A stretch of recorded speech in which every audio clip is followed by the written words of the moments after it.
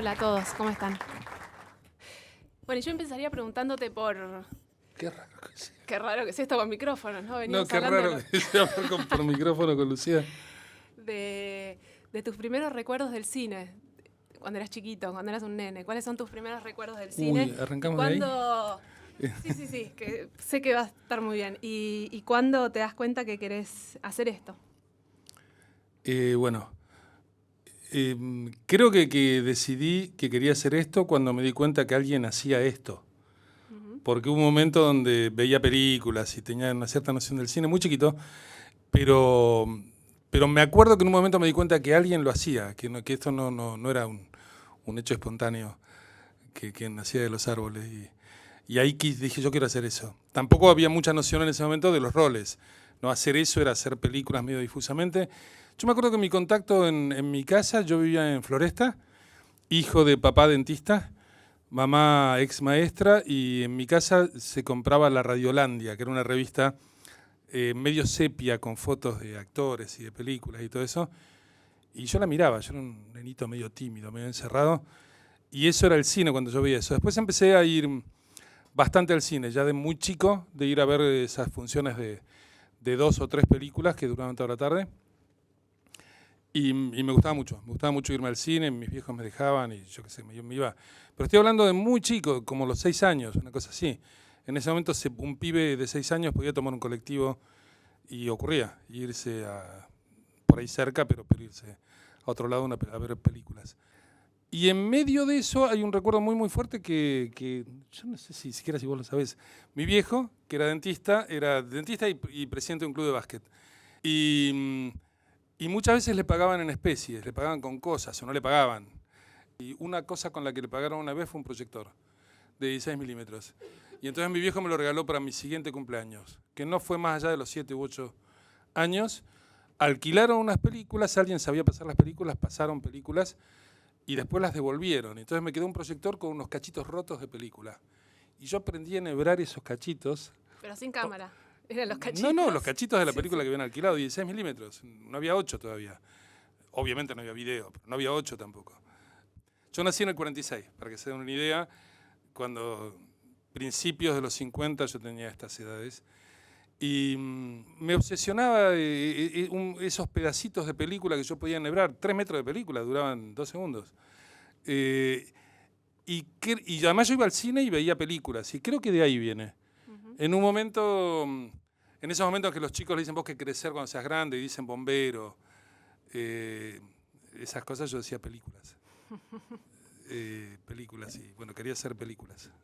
Y después en una familia en la que no había, yo creo que no había antes que vos nadie que se hubiera dedicado a algo similar.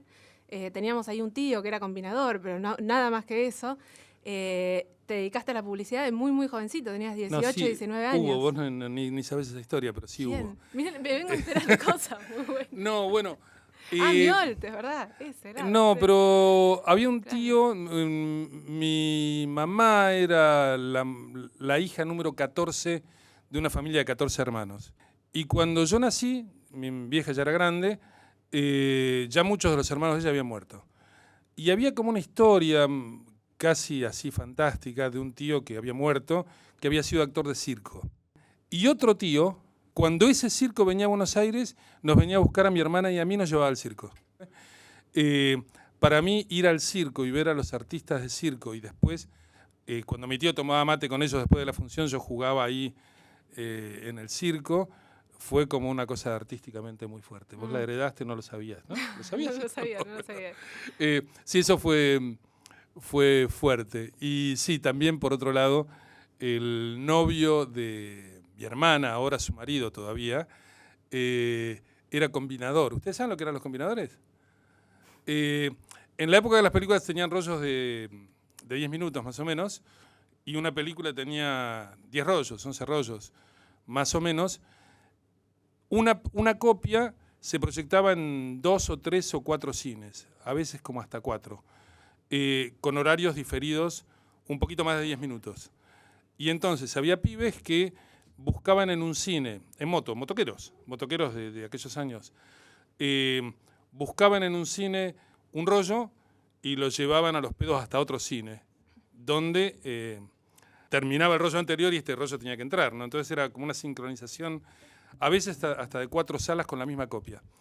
Y los combinadores, que a veces se daban el palo, andaban en moto, era bastante loco este sistema. El novio y ahora marido de mi hermana hacía eso. Digamos, había como varias vertientes. A mí también me parecía un héroe. Un tipo que hiciera eso, con películas y en moto. Y después muy joven te empezaste a dedicar a la publicidad, pero muy joven. ¿Qué tendrías? ¿18? No, 16. 16 años, empezaste a dirigir publicidad. Yo voy a confesar una cosa antes que nada, que es, a los 11 años yo me fui a Río Santiago, al Liceo Naval. Estuve 5 años en el Liceo Naval, en Río Santiago, en una isla, milico, vestido de milico naval.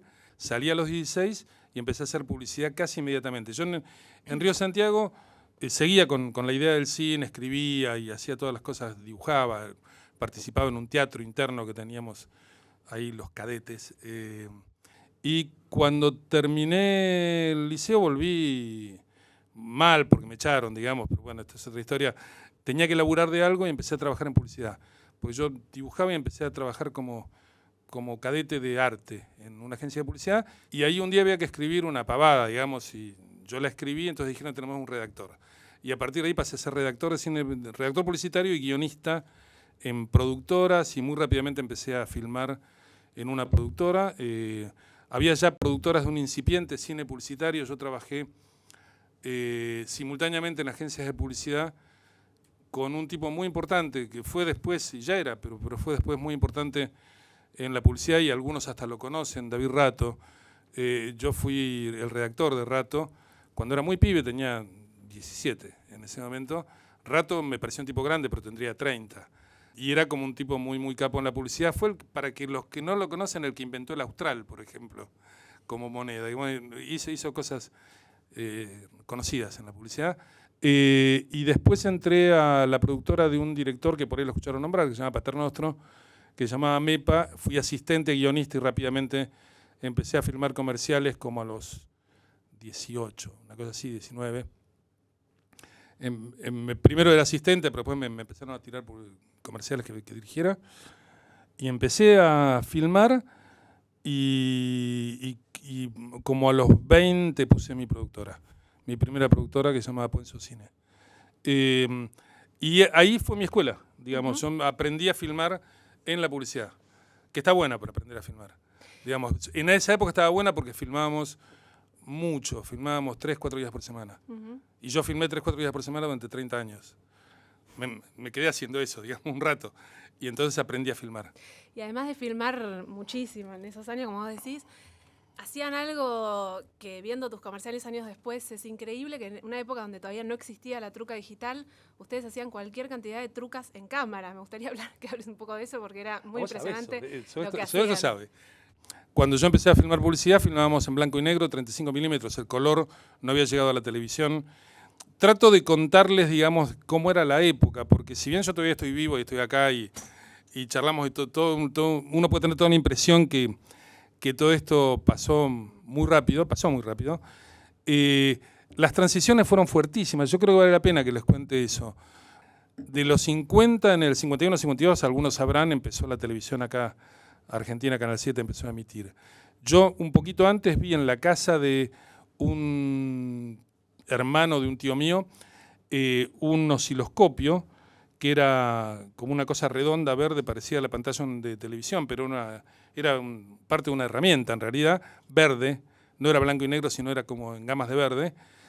Y vi unas personitas un día, íbamos en auto, yo era chiquitito y con mis viejos, mi hermana, bueno, entraron a ver algo raro, y eso raro era que se veía gente a través de un vidrio. Y yo estuve parado frente a ese osciloscopio, la pantalla sería así. Y había gente, eran las primeras emisiones de Canal 7 de prueba. Ahí empezaba la televisión. Después hubo televisor, blanco y negro y todo eso. Y cuando yo empecé a filmar publicidad, filmábamos en blanco y negro. Después se emitía en reducciones a 16 milímetros. No existía el video, todavía no se había inventado el video. La manera de emitir era reducir a hacer copias en un blanco y negro celestoso, era muy, muy lavado para que no se contrastara. de lo que nosotros filmábamos en blanco y negro. Nosotros los decorados los hacíamos muchas veces pintando en gamas de grises.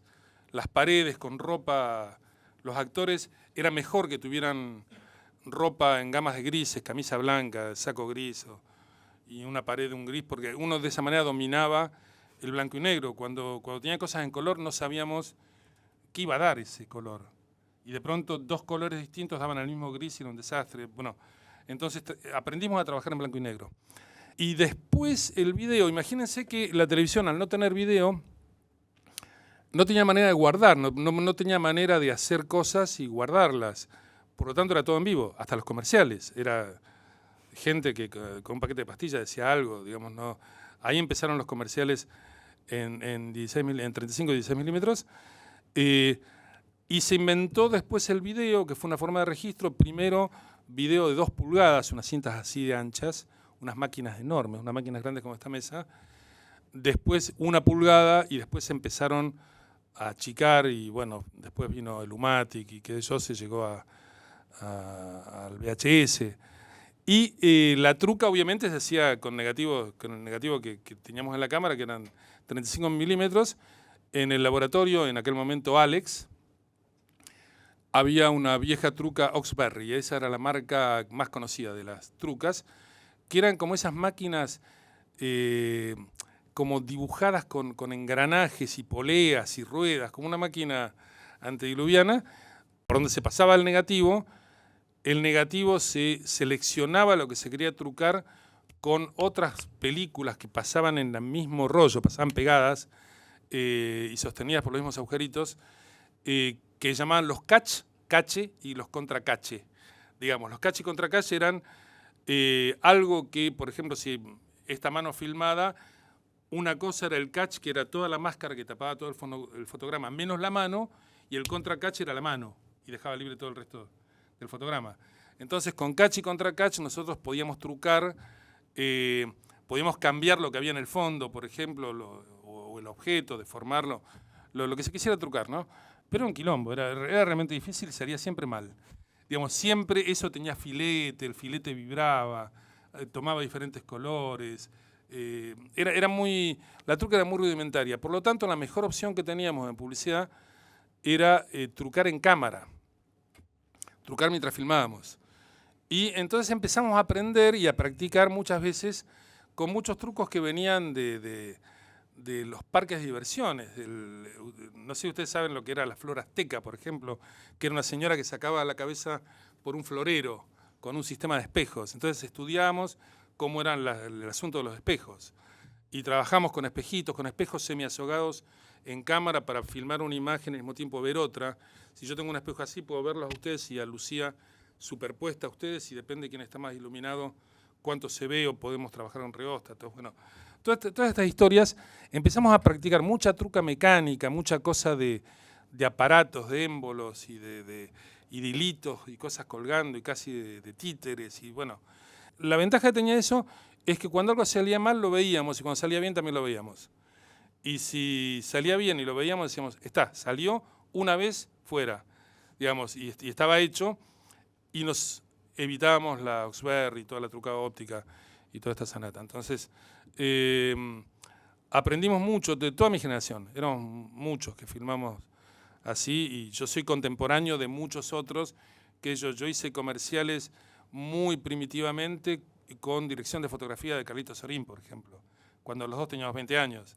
Tenemos más o menos la misma edad, él más viejo, pero más o menos somos muy parecidos y filmamos juntos con muchos. Yo me acuerdo cuando yo empecé en la primera moviola que yo compaginé fue en MEPA, en una mesa que estaba armada con una enrolladora y con un cabezal de proyector de 35 que había hecho Tito Balaco, que era un socio de Paternostro, de este director que por ahí todavía lo escuchan nombrar.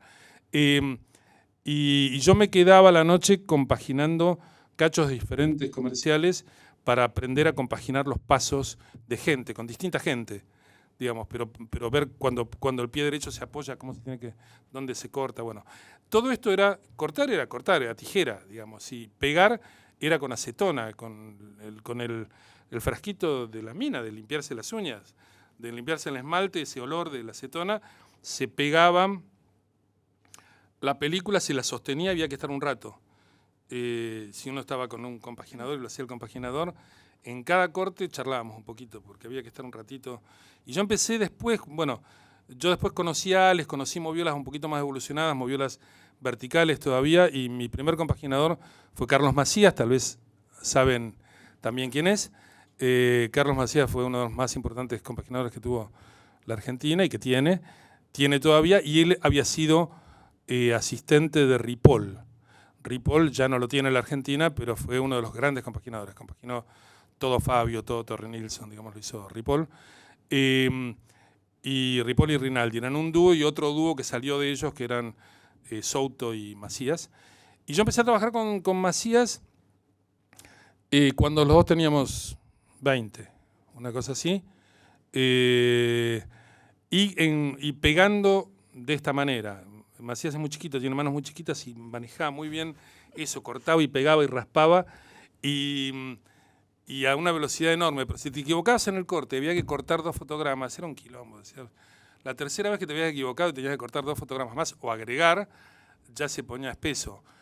Y bueno, en el medio de eso, un día en Alex era como un colegio. En Alex estaba todo el cine. Estaban los jóvenes, los viejos, estábamos nosotros y estaba aquello, Daniel Tinero, Torre Nilsson, digamos, nos cruzamos en los pasillos, en el bar, estaban todos en el laboratorio. Eso era maravilloso que eso ocurriera, porque se transmitía, digamos, goteaban como conocimientos de cosas. Y un día empezó a correrse una voz y salimos todos corriendo a ver algo que había llegado que se llamaba empalmatrice, de marca, venía de Italia, y eran empalmadoras que se bajaba una especie de tapa y guillotina, y se pegaba con scotch. Y nos quedamos todos asombrados, porque había llegado el primer mundo, la tecnología, era tecnología de punta, íbamos a pegar con scotch, había 2 habían llegado, y después empezaron a llegar otras, y los compaginadores se peleaban por esas empalmadoras. Eso fue más importante que la llegada del digital, digamos, nos partió la cabeza el scotch. Y bueno, y era así, era lo que había. Entonces pasaba una cosa así, y eso era la modernidad. Llegaba la modernidad y de golpe llegaba todo el tiempo la modernidad, iba llegando así por oleadas, llegaban estas cosas, y era muy divertido. La verdad que era muy divertido. Lo que te quiero preguntar es, a diferencia nuestra, que no hemos tenido estos cambios tan violentos de tecnología, vos sí lo has tenido, de pasar de la edición en moviola, que es hasta otra manera de pensar, no es como para los escritores escribir a mano o escribir en una computadora que hasta te reformula una manera de escribir. Vos has tenido que reformular tu manera de editar y tu manera de pensar en las trucas, en la postproducción y en todos los procesos de postproducción. ¿Qué crees que te da esos saltos al abismo y cómo los fuiste incorporando? El hecho de ir pasando de tecnología en tecnología en todo, puede ser en las trucas, puede ser en el sonido, haber pasado, qué sé yo, por el 17,5, que era magnético, de 35, con agujeritos, cortado al medio, por eso era 17,5, y había máquinas que el sonido, un ruido se ponía físicamente cortando ese 17,5 y pegándolo donde se apoyaba este vaso, ahí se cortaba y se pegaba. Eso, cuando después vos trabajás con un ruido magnético en una computadora, uno dice, ¿qué carajo tiene que ver? Tiene que ver, digamos. Tiene que ver, uno sabe, a nosotros, a los que pasamos esa transición, creo que nos sirvió. A mí, la manera en que ocurrió, yo estaba compaginando La Peste en Francia y me había llevado a Macías. Y lo tenía Macías en París y en un estudio llamado Biancourt, estábamos compaginando La Peste, él era el compaginador principal, tenía 2 compaginadores más franceses, una editora de diálogos, que era la editora de Altman, que era una maravilla, una editora de sonido, que era otra maravilla, de un equipo enorme, un equipo de muchísima gente. Y un día uno de los chicos, de los asistentes, que era un franco-español, dice, ¿ustedes vieron la computadora Montage? Montage, dijimos, no, yo vi muchas computadoras, digamos, tengo una Commodore 64. Pero no. Digo, ¿qué es eso? Una computadora de cine. ¿Cómo una computadora de cine? Dijo, no, para editar. ¿Para editar qué? Para editar imágenes. Comerciales se editan. Y digo, ¿dónde la viste? Me dice, hay un estudio acá, unos amigos míos que hacen publicidad. Y ahí la vimos. Yo lo invité a Carlos Macías y Macías me decía, deja con eso, dejate hinchar las bolas. No, era como que no. Y en un momento Macías vino a Buenos Aires porque terminó una etapa y yo me quedé. Y en un momento lo tuve que llamar de nuevo para otra cosa que había que hacer en La Peste. Él volvió. Y con mucha vergüenza, mientras estábamos compaginando, me dijo, compré un Avid. Dije, ¿cómo? Me dice que me compré un Avid. Y digo, ¿cómo te compraste un Avid? Y me dice, no, cuando estaba en Buenos Aires, había un grupete de varios, entre los que estaban Eddie Flenner, y había otros compaginadores, no sé si César, D'Angiolillo, Di Riccio probablemente, toda la banda de los que siempre estaban con las cabinas muy cercanas unas de otras, que estaban comprando una vida, haciendo una vaca para comprar una vida entre varios. Y le dijeron al petizo, che, ¿ponés plata? Y él dijo, y dale. y volvió siendo propietario de una computadora de edición. Y le digo, pero ¿no era que no te gustaba esto? Y me dice, bueno, no sé, hay que verlo. Y nosotros estábamos compaginando La Peste con una Steinbeck de 8 platos, maravillosa, era y varias más, pero con lo mejor que había en ese momento en Moviolas, ¿no? Ahí arrancó, hace muy poquito, para mí fue antes de ayer, digamos. Fue muy fácil hacer la transición de estas cosas que dice Lucía de trucar en cámara, de trucar físicamente o trabajar con objetos y con óptica y con mecánica, a la transición a filmar y a trucar. Primero a trabajar en edición, después a trucar, después a filmar en digital. ¿Qué sé yo? Por ejemplo, La puta y la ballena es fílmico, pero con mucho digital adentro, con un avión virtual, con actores adentro de un avión virtual, con decorados virtuales, toda una cosa que en ese momento era un salto al vacío absoluto. Cuando empezamos a filmar La puta y la ballena, estábamos en un estudio acá chiquito, todo con tela azul y con una especie de lata de Pepsi montada en una especie de hamaca para que se pudiera mover, cortada en la mitad, con los actores adentro, Mercedes Llorens y Leo Baraglia, y con Alcaine, el fotógrafo español, José Luis Alcaine, un fotógrafo extraordinario. Y eso iba a ser el avión, los interiores del avión, por la puerta, que yo se veía el paisaje, el cielo, los acantilados, que yo se iba a ver lo que se ve en la película, si la quieren ver algunos. Y Alcaine había llegado recién, el que tenía muy estudiada la península y todas las vueltas, era yo. Entonces me decía, ¿y esto para dónde va? Y yo decía, para el oeste. Ajá, ¿a qué hora es? Tal hora. ¿Y el sol entonces está allá? Sí, y está girando así. Bueno, si tú lo dices. Y ponía un farol, digamos, que era de dónde venía el sol para dentro del avión. Y el productor español que había llegado para la primera semana de rodaje, que es mi amigo y una especie de tío de Lucía, fue productor de todas las películas de Lucía, José María Morales, me decía, oye Luis, ¿que esto va a quedar bien? Y yo decía, sí. Y después me juntaba con Buscarini. ¿Saben quién es Buscarini? Juanpi Buscarini acaba de estrenar el inventor de juegos. Juanpi era como el especialista en trucas en ese momento. Y yo decía, che, Juanpi, estamos en el horno, ¿esto va a funcionar?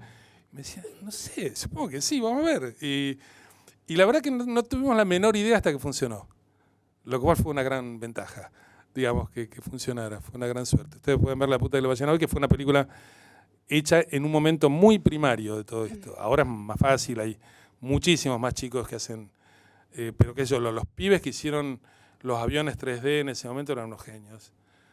Chicos muy, muy jóvenes.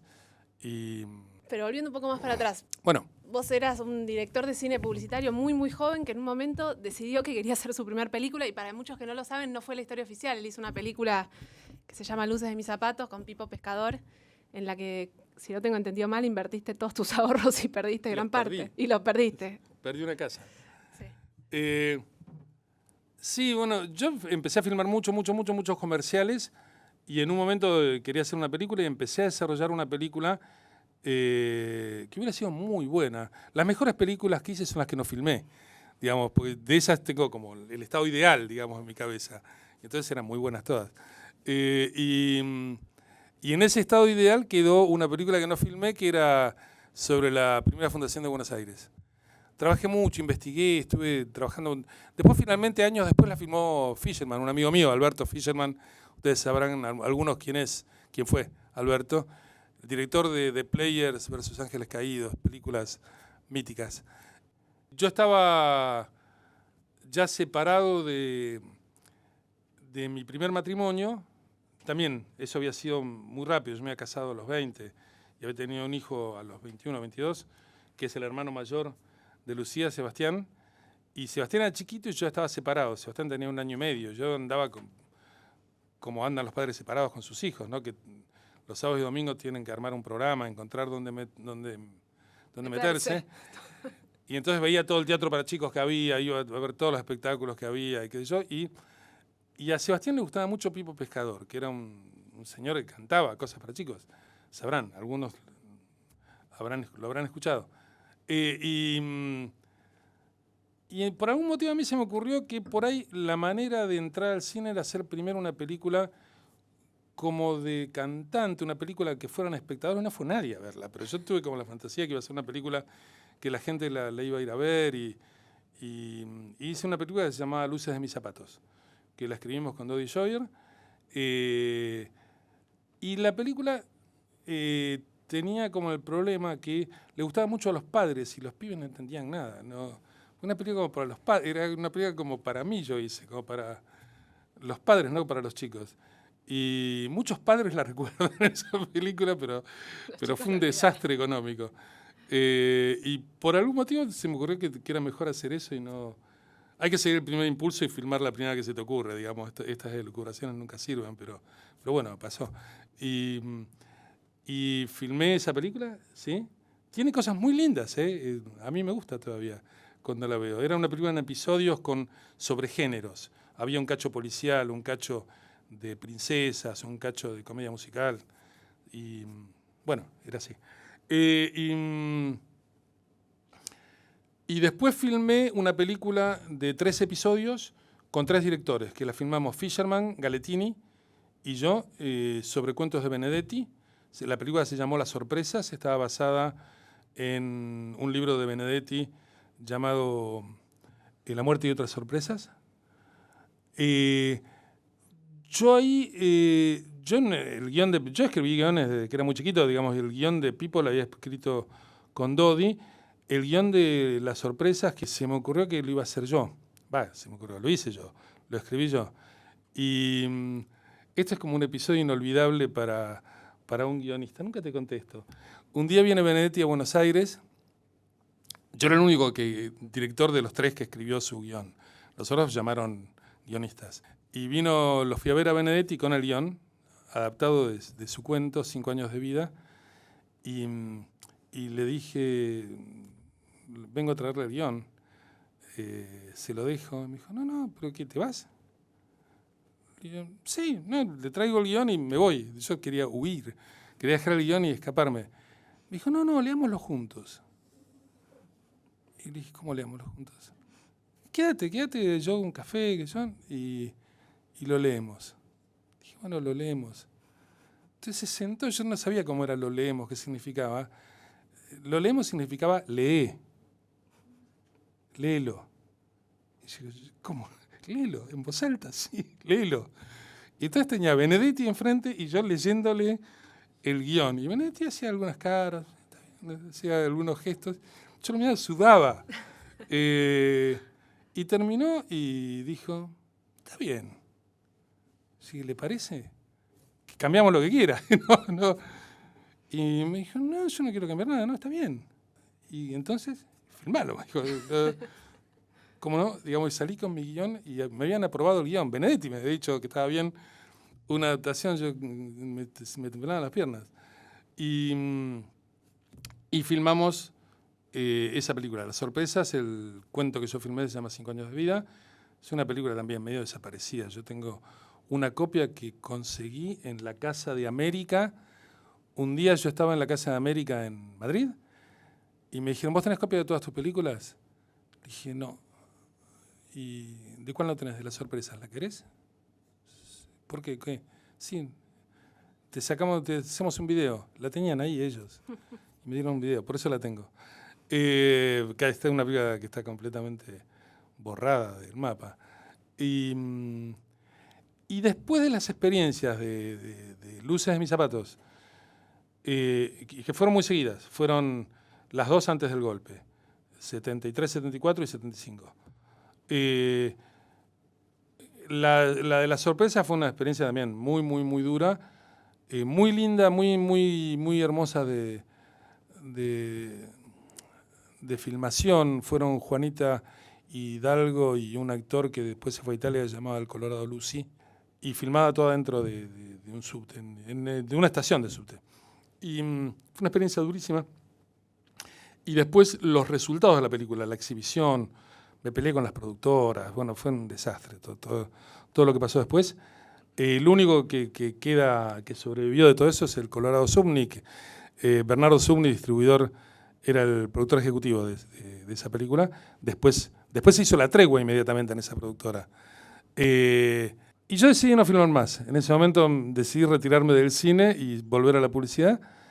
Durante esos años era una situación de mierda, había un Comodoro en el instituto, había muchísima censura, el cine quedó muy, muy trastornado, hasta que lo reinventó Adolfo, digamos, con La parte del león, bueno, con Adolfo, que había hecho La carpa del amor y otra del amor, de no sé qué, que con Aries, con Olivera y con Ayala, le dieron lugar y le financiaron La parte del león. Y en plena época de los milicos hizo una película estupenda y de alguna manera reinventó el cine argentino, que había pasado por un momento de nada en esos años. Bueno, en esos años nacieron Lucía y otros dos hermanos menores. Yo tengo 4 hijos y nacieron muy seguiditos. Son Lucía, Esteban y Nico. Esteban y Nico son casi mellizos. Nacieron con 10, 11 meses de diferencia.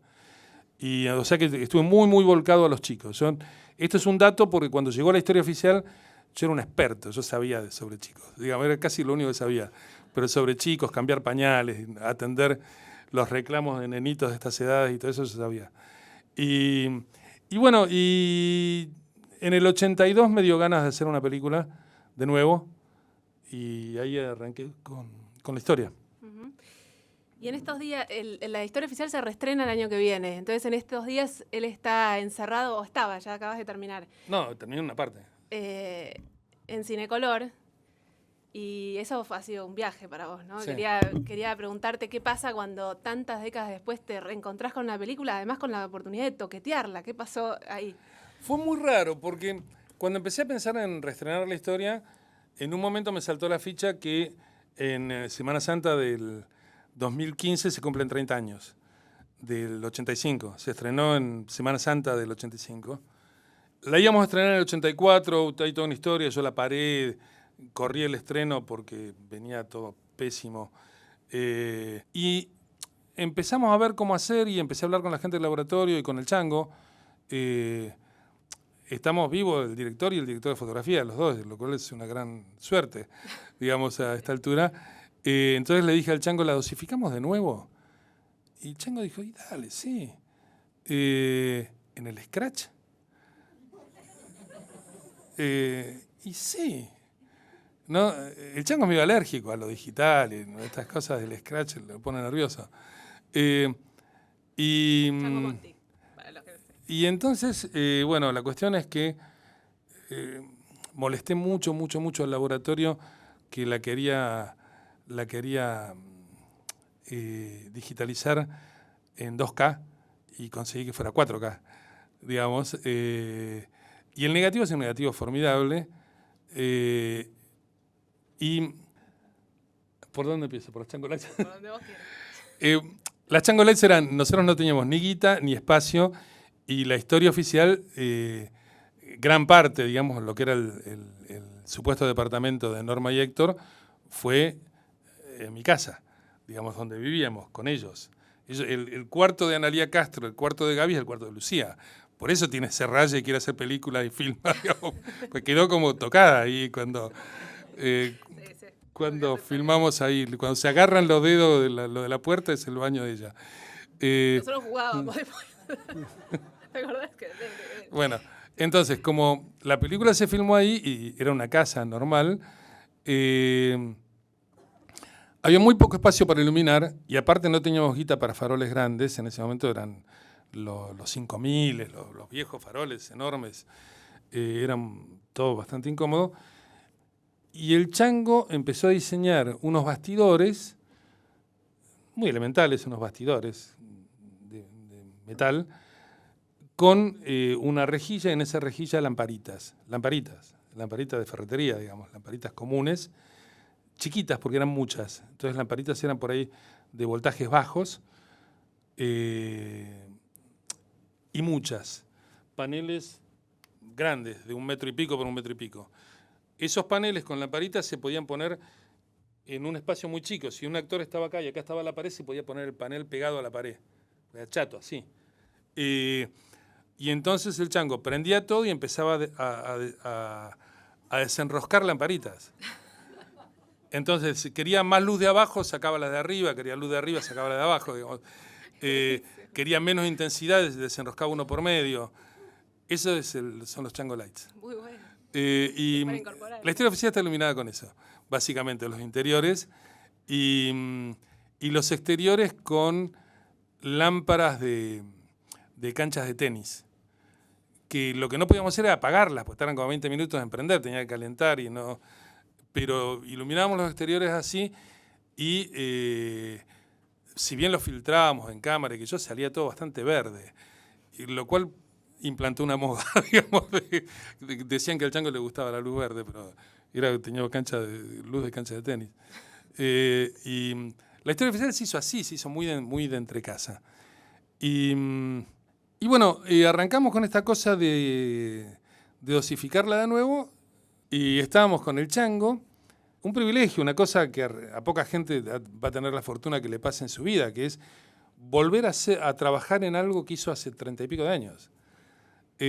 Con la misma persona con la que lo hizo, digamos, además los dos juntos. Entonces, bueno, las mismas discusiones, todo lo mismo, digamos, ¿no? Más brillo, menos brillo, digamos, todo igual. Pero en un scratch se ve como el carajo, digamos, nunca la vimos así. Y el director del laboratorio, el director de técnica de la parte de San Lorenzo, de Cinecolor, Beto Acevedo, era en ese momento el segundo del dosificador. El dosificador Alejandro Pérez se murió y Beto es ahora el que dirige el laboratorio. Entonces estaba Beto también, estaban, digamos, algunos de aquella camada, y además como una cosa de nosotros y ellos. Ellos eran los jóvenes, que la dosificadora tiene la edad de Lucía. Pero bueno, viendo cómo funcionaba ese negativo. En la época en que los negativos de 35... había que hacer un negativo de 35, había que saber de temperatura de los baños, había que saber unas cuantas cosas. Y el negativo formidable, rinde muchísimo, bajamos, subimos, nos vamos, nos corremos para un color, nos corremos para el otro y funciona. La verdad que estamos muy, muy entusiasmados, nos divertimos mucho, nos pareció un regalo esta experiencia, la posibilidad de hacer esto. Y trajo mucho a la cabeza porque, claro, era mi casa. En un momento vino Nico. Nico es el director de fotografía, el hermano menor de Lucía, director de fotografía de Guacolda. Y que va muy fuerte en la dirección de la fotografía, le gusta mucho la fotografía, lo conoce al Chango desde que nació. Y en un momento me dice, viejo, está muy bien la época. Y yo le digo, no es una película de época. es contemporánea. No, está muy bien los 80. Digo, sí, está muy bien. La gente usa la ropa que usaba, digamos, no reconstruimos nada. Me dice, no, pero está muy bien. Sí, está bárbaro. Pero bueno, la historia la filmamos en casa, con mis 4 hijos viviendo en casa. Lucía ya iba a primaria. Sí, sí. ¿Los más chicos iban al jardín? No, no me acordaba, más o No, menos. todos íbamos al primario. No, Nico no. Bueno, Si Nico tiene la edad de Analia. puede ser. Nico tenía 4, ¿cómo iba a la primaria? Sí. Analia Castro, Gaby, tenía 4 años cuando filmó la película, eso te lo garantizo. Bueno. Y tiene exactamente la edad de Nico. Así que Nico iba al jardín. Y te quería preguntar después. ¿No quiere que hable de eso? No, ¿Se dieron cuenta que me sacó del tema? No, sí, me encanta. Pero bueno. No se imaginan lo divertido que Ahí era dice, tener ¿para qué carajo vine a hacer un reportaje al viejo? Ahora empieza a contar. En un momento Belardo Kushner, el sonidista, estaba como loco así y escuchaba y decía, hay un ruido. Hay fritura. Y yo le digo, en la cocina. Entonces entra a la cocina y le dice a la muchacha que estaba, ¿qué estás haciendo? Milanesa, le dice la muchacha. Dice, es que los chicos tienen que ir al colegio temprano, tengo que hacer nada. ¡Apaga eso! Tuviste 2 películas al hilo que también fueron muy bravas, ¿no? Gringo Viejo y La Peste, con todo también la diversión que tuvieron y demás, pero que te metiste en un caso con un estudio de no tener corte final, digo, que tuvo su lado de una aventura enorme y también su costado muy oscuro, ¿no? ¿Cómo es pasar de hacer una película en tu casa, controlada, en tus manos, a lo que fueron esos transatlánticos que vinieron después? Bueno, la historia a mí me llevó por todos lados. Yo estaba muy decidido a seguirla donde fuera y cuidarla, digamos. Yo creo, digamos, no lo digo como una máxima porque me da vergüenza hacer esas cosas, pero la verdad que una película no termina cuando hiciste la copia. La película termina donde la estrenaste en el último lugar del planeta en el que haya alguien dispuesto a verla. Y bueno, habíamos hecho con mucho esfuerzo la historia. No pensábamos, de veras no pensábamos que iba a pasar lo que pasó después. Sí nos peleamos mucho para que la película fuera a Cannes. Un día me llamó Antín, que era director del instituto, para decirme que lo habían llamado de Berlín, que querían la película. Y me lo dijo así, exultante. Y yo le dije, pero Manuel, vamos a ir a Cannes. Y me dijo, te estoy diciendo que Berlín quiere la película y que sí, yo te digo que vamos a ir a Cannes. Me dice, pero Berlín está seguro, vos en Cannes. No, hablamos con Beatriz Guido. La última película que vio a Cannes había sido una película de Torre Nilsson, 20 y pico años antes. Y no era como ahora, que en todos los festivales, todos los años hay 3, 4, 5, 6 películas argentinas, eso no existía. En Cannes durante 20 años no había habido nada, ninguna película argentina. Y Beatriz le habíamos pedido que viera la película, la vio, le gustó muchísimo y estaba tratando de convencer a Gilles Jacob de que la viera. Y ella era muy optimista y entonces nos ponía muy optimistas a nosotros. Después tenía razón, Gilles Jacob la vio y la metió en la selección oficial. Pero bueno, fuimos a Cannes. Y en Cannes, cuando estábamos viendo la película, yo sufría cuando la estábamos viendo. Estaba sentado con la mamá de Lucía y yo le decía, es una cagada. Y me decía, callate. Y yo... No sabía, ¿sí? ¿Pensabas eso? Pregúntale a tu vieja. Y yo decía, uy, ¿cómo dejé esto? Porque no... Me decía, bueno, ya está, ya lo dejaste, ya está, pará. Y sufrí yo, hubo momentos que me quise ir de la sala. Y pensaba pero convencido que le iban a abuchear, que iba a ser un desastre. Y después empezaron a aplaudir, un muy buen aplauso, enorme aplauso en realidad. Y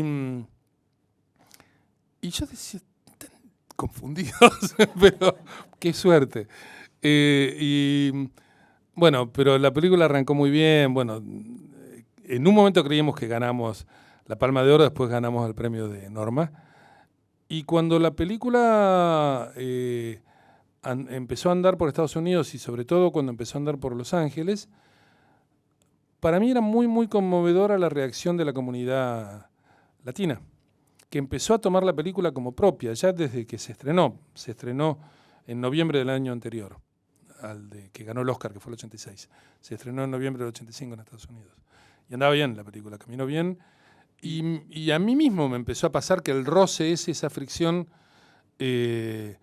con ese otro mundo de marciano que es Los Ángeles y Estados Unidos, era lo que me pasaba, era lo que yo tenía presente en ese momento.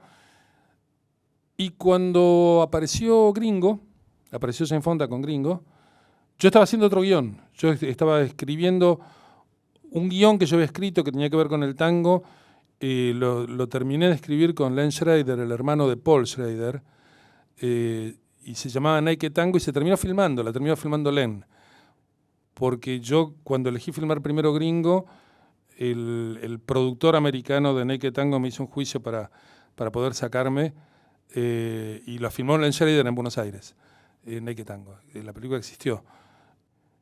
Len era el guionista mío, digamos. El guión lo estábamos escribiendo con Dodi Schroeder y con Len Schrader. Y cuando apareció Jane con Gringo, con la novela, que yo no conocía, digamos, yo no conocía, no la había leído, no se había editado salvo en México y en Estados Unidos, en inglés. A mí me llegó mucho ese costado, el roce de las dos culturas, de Estados Unidos y los mexicanos. Y yo terminé filmándola como fruto de un malentendido, porque Jane Fonda pensó que yo entendía más de ese roce que ella. Ella vivía en Los Ángeles, obviamente sabía más que yo de eso. Pero bueno, pensó que un argentino, un mexicano era más o menos lo mismo. Y que podía entender. Y yo obviamente le dije que entendía todo. Y yo primero fui contratado como guionista y después como director. La iba a dirigir Sidney Pollack en ese momento, la película. Pero así arrancó. Y bueno, y sí, tuve la fortuna de poder hacer una película muy, muy grande, pasar de 400 y pico de mil dólares que costó la historia oficial a 25 millones, que era lo que costó Gringo, que ahora costaría 80, 100, algo así. Porque en ese momento se dio la coincidencia, Jane Fonda tenía una productora que era subsidiaria de la Columbia. Es un sistema que los americanos tienen mucho. Productoras chicas, independientes, cuyos costos fijos son bancados por algún estudio grande. Y ese era el caso, por lo tanto, la first choice sobre la película la tenía la Columbia. Si no, podía pasar a otra, pero primero la Columbia. Y se dio la enorme fortuna que en ese momento entra a la Columbia David Putnam como Sherman de la Columbia, que es el productor de Carrozas de Fuego, de Los Gritos del Silencio, de películas muy importantes en su momento.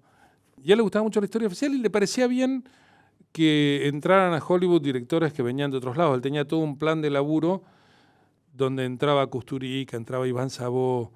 Algunas de esas películas se hicieron y otras no, porque Putnam duró un año y lo echaron. Cuando yo llegué al rodaje de Gringo, ya Putnam no estaba.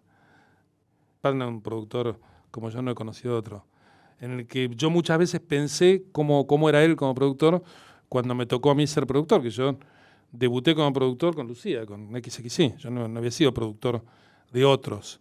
Antes había sido productor de mí mismo desde toda la vida, pero nunca le había producido a otros. Salvo en publicidad Alberto Fischerman, que Alberto filmó en Cinemanía, en la Academia Productora. Bueno, y me tocó Gringo, con todo lo que implica, podría hablarle horas de Gringo, y después, mientras yo compaginaba Gringo, me salió un agente ahí, digamos, que fue y es mi amigo en Los Ángeles, y mi agente me traía guiones y pasaron un montón de guiones, y yo a todos me parecía que no, digamos, me parecía que no tenía sentido que yo filmara eso, eran películas norteamericanas, digamos, y yo no le encontraba sentido a que yo fuera el director. Y me decía, ¿qué querés hacer después de la 10ª? Yo qué sé. Y yo le dije, estoy pensando en La Peste. Dijo, ¿el libro de Camus? ¿Eso querés hacer? Y él era un americano oculto, es un americano oculto y había leído a Camus. Y me dijo, ¿eso querés hacer en serio? Bueno, y ahí hubo toda una serie de episodios hasta que me dejaron escribirlo a mí, porque inclusive cuando consiguieron los derechos de Camus, esta gente mía consiguió los derechos, apareció un guión que ya estaba escrito de una película catástrofe sobre una peste, como si fuera ahora el ébola, en las costas de California. Y yo le dije, no es eso lo que quiero hacer, yo quiero hacer otra cosa y para hacer otra cosa tengo que escribir yo el guión. Entonces, él me consiguió que yo pudiera escribir el guión, lo escribí, tuve un año en Buenos Aires y conseguí filmar La Peste en Buenos Aires, lo cual era una rareza. Pude volver para acá con La Peste y filmar en Buenos Aires. Esas son las dos películas en inglés, grandotas y con todo eso. Y otra cosa que pasó en ese momento cuando volvés para acá después de La Peste es que en esa época todavía no existía una ley de cine, ¿no? Que pasó algo muy increíble, que es una comisión de la DAC, la DAC en realidad arma una comisión y empiezan a inventar esta idea tan delirante que se transformó en una realidad y gracias a la cual hoy todos firmamos, que es la ley de cine. La génesis de la ley de cine es alucinante. Me gustaría que cuentes un poco cómo fue que surge eso. ¿Está Pablo Robito por ahí? Porque No, Pablo estuvo. Pablo se fue. Pablo fue uno de los jóvenes que estuvieron ahí. Pasó una cosa que es que la DAC llamó a una asamblea, insistió mucho, no me acuerdo, digamos, quiénes llamaron, pero hubo mucha insistencia para hacer una asamblea, porque en el 91 y el 92 el cine argentino había realmente tocado fondo.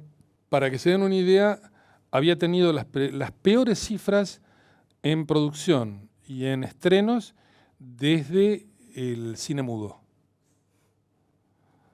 Y estas son cifras, digamos, no es una opinión ni nada, son cifras. Y el que traía las cifras era Martín Shore. Martín Shore, no sé si ustedes saben quién es, el hermano de Simon Feldman. Simon Feldman probablemente sí saben quién es. Eran aterradoras, los datos eran tremendos. Y esa asamblea decidió, al final de la asamblea, una votación y votó una comisión. Esa comisión se votó, pero uno por uno, digamos, se votaron 10 miembros. De esos 10 miembros, algunos ni nos conocíamos, o algunos nos conocíamos de vista, otros ni nos conocíamos ni de vista. Y esa comisión empezó a trabajar por la ley y cuando nos empezamos a mirar las caras... en realidad empezó a trabajar no por la ley. Empezó a trabajar. ¿Cómo salvar el cine? La idea de la ley... Claro, la asamblea le encomendó a una comisión, háganse cargo de este quilombo. Y entonces dijimos, bueno, nos vemos el lunes en un café. Y cuando nos encontramos... Nos mirábamos las caras a ver, y dijimos, ¿qué hacemos? Y nadie se le ocurría ninguna, no se nos caía una idea, digamos, nos encontramos una vez, 2 veces, analizamos las cifras, vimos números con Martín, que era el que tenía todas las cifras. Para que se den una idea, en esa comisión estaba Aristarain, estaba Galetini, estaba Fisherman, Malovicki, estaba Cosia, que después fue director, muchísimos años después, director del instituto, Dinenson, bueno, yo qué sé, no voy a nombrar, había un montón, 10, 11. Y empezamos a laburar, y un día alguien, me parece que fue Aristarain, porque era el único capaz de decir semejante delirio, dijo, tenemos que hacer una ley. Y todos nos quedamos mirando y diciendo, ¿una ley? ¿Y cómo se hace una ley? Y bueno, y empezamos a tirar el piolín, es muy larga la historia, pero empezamos a armar todo lo que fue el proyecto de la ley. Después se nos plegó, por suerte, SICA tenía en ese momento como secretario general a Tato Miller. Por ahí algunos de ustedes conocen a los hijos de Tato, a Juan P. Miller y a Matías Miller, que trabajan en producción, tienen la edad de ustedes. Tato Miller fue el mejor secretario general que tuvo SICA en su historia, un tipazo, y se murió también. Y Tato puso a SICA, que era un sindicato chiquito, pero empezamos a tener como el respaldo de un sindicato. Y los diputados, cuando escuchan la palabra sindicato, medio como que se ponen a hacer cosas. Después entraron algunos productores, fueron entrando más directores. A último momento, digamos, después, porque fueron 2 años de laburo, en un momento entraron las escuelas. Entraron los jóvenes. Pablo fue uno de los... la gente de la NERC también, del CERC. La gente del CERC, sí. Sí, muchos de los directores que ahora están firmando estaban en el CERC y en otras escuelas, digamos, de varias escuelas. Nosotros empezamos a ir a dar charlas a las escuelas para explicar, nos miraban con muchísima desconfianza, igual que ahora, digamos, porque éramos más viejos, entonces, pero muchos de esos directores que están filmando ahora eran alumnos. Y bueno, llevó muchísimo tiempo conseguir sacar la ley en diputados, 1 año y pico. Y lo que nosotros perseguíamos era una ley, había mucha oposición, había directores en contra también, y se dividió, se fragmentó la DAC, aparecieron otras entidades de directores, digamos, pasaron cosas no muy agradables. Estaba Guido Parisier como director del instituto, que era un personaje raro, y que ayudó mucho a la fragmentación, a que se dividiera en 2 la DAC, porque había directores que no querían, digamos, esta ley. No voy a contar mucho ni voy a decir quién es. Muy interesante que cuentes pero, porque está buena. Bueno, porque en ese momento el sistema en el cine es un sistema muy prebendario. Muy prebendario. Quiero decir, estaban los que filmaban y los que no filmaban. Y los que filmaban, filmaban. Kiosco para unos pocos, digamos. Y los que filmaban, muchos de ellos no querían abrir la cosa. Es así de sencillo, digamos. Pero atente que no... hubo gente que pensaba así en mi generación, en la que siguió, y debe haber así en la de ustedes, quiero decir. Canallas hay de todos los colores y edades, digamos, no es privilegio de unos pocos. Pero hubo mucha oposición también. Y la ley en un momento se trabó, es una ley, la misma que está ahora. Una ley proteccionista en pleno apogeo del neoliberalismo en Argentina. Pleno apogeo, el pico del apogeo de la década de los 90, estaba Cavallo como ministro de Economía. Cavallo obviamente no quería escuchar hablar de subsidios, ni de nada. El menemismo sí, porque el menemismo tenía un costado que se decía peronista, digamos, entonces tenía casi como una obligación, pero la economía la manejaba Cavallo y el neoliberalismo no quería ni que existiera el instituto. Y esto venía en vías de que se acabara el cine y se cerrara el instituto. Hubo varios que lo propusieron concretamente, digo, estén atentos porque van a ver de nuevo otros que van a proponerlo. Y en medio de todo eso en un momento se frenó. Veníamos bien, se frenó en un momento la televisión, se oponía muchísimo, porque nosotros básicamente el fundamento de la ley era tomar una cosa de la ley anterior, era una cosa que venía de antes, que venía lo habían hecho aquellos de Mare, Torre Nilsson. Yo había estado en la DAC cuando era pibito, mirándolos discutir estas cosas, pero lo habían hecho antes todavía, viene del 58, una primer ley que aplica el 10% que genera el Fondo de Fomento Cinematográfico como impuesto a las entradas en las salas. Nuestro primer fundamento, después se creció, pero nuestro primer fundamento fue sostener que ese 10% se tenía que extender a todas las pantallas simplemente porque había habido un cambio tecnológico que hacía que las pantallas no fueran solo las de las salas. Y que entonces se tenía que aplicar el mismo criterio a la televisión, al cable, al VHS que alquilaban los videoclubs. Y por supuesto la televisión se empezó a poner muchísimo. No tienen idea, hubo comerciales de la televisión en canales normales, en los canales de aire, que se ponía todo negro, había como un silencio hasta que uno prestaba atención y decía, esto va a pasar con la televisión si se aprueba la ley de cine. Es el mismo comercial que hicieron ahora con la ley de medios. Esto ocurría, estamos hablando mucho antes de la ley de medios, mucho antes de todo. La televisión decía esto en comerciales que pagaba la propia televisión. Y nosotros queríamos una ley contra eso, digamos, ¿no? Y en el medio de eso, en una reunión en la ATA, la Asociación de Teledifusoras Argentinas, en la que estábamos Galeta, Adolfo y yo, estuvimos discutiendo un rato largo hasta que alguno de ellos sacó el tema del CONFER. El CONFER, que era lo que ahora es el AFCA, cobraba como licencia, digamos, por el uso de las señales a los canales privados, el 8% a los canales de capital y el 6% a los canales de interés. Y era una fortuna esa plata. Y la pagaban, digamos, era como un alquiler, digamos, como un canon. Y en un momento nosotros dijimos, ¿y si la ley se aplicara sobre ese dinero y ustedes fueran parte de los beneficiarios de que haya un fondo de fomento cinematográfico en el que ustedes también pueden producir cine, pero que eso que ya están pagando, de ahí se tomara el dinero, y dijeron, eso no está mal, y se empezaron a mirar entre ellos.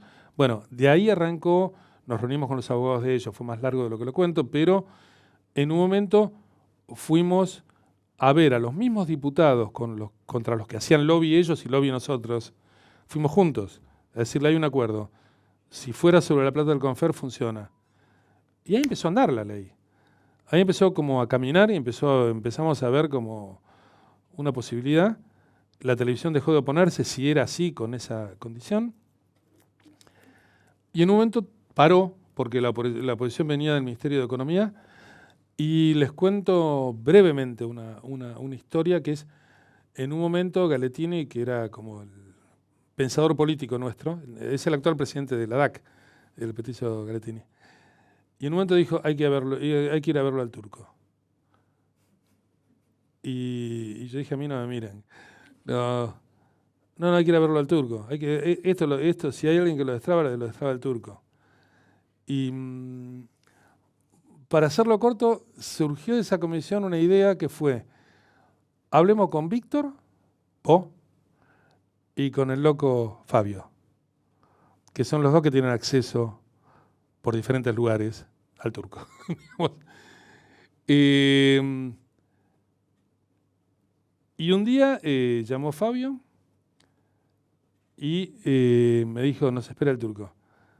Y yo fui con Fabio a Olivos a hablar con Menem en medio de un partido de fútbol que Menem estaba mirando y que se había llenado, en un momento había como 40, 50. En la primera charla la tuvimos de parados en el entretiempo y Menem vino con Palito Ortega, porque es director de cine. Y después, y hablamos muy poquito, contale, le decía Fabio, de Dorapas como atrás de la puerta. Y yo traté de contarle, bueno. Y después cuando se empezó a ir todos y algunos de nosotros le fuimos a dar la mano después del partido, además justo, y lo habían invitado a Eliseo también, estaba Subiela. Estábamos Eliseo, Fabio y yo sentados los tres en un rincón, ninguno entendía nada, no sabían los nombres de los jugadores. Ninguno de nosotros somos particularmente... Y Menem decía chistes, y decíamos, ¿qué dijo? No sé. Tratamos de entender nosotros dónde estábamos. Y nos hizo quedar a comer, y comimos con Fabio y con Eliseo y yo, y enfrente Menem, Palito Ortega y Reutemann. Juro que fue esa... Juro. Y de ahí, en una mesa larga, en el quincho, en el famoso quincho de Olivos, para allá como 20 y para allá como 20. Entre los 20, para allá estaba Marvis, por ejemplo, que miraba así. Bueno, y Menem cada tanto decía, ¿cómo es esto de la ley? Nosotros decíamos, y empezaba a explicarlo y decía, a mí me gusta mucho el cine.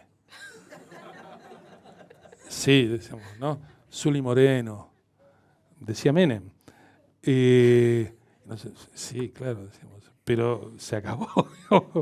Presidente, no hay más. ¿Cómo no hay más? No hay más cine, no se está filmando, no pasa nada. Y seguía hablando de otra cosa. Bueno, fue así muy errático.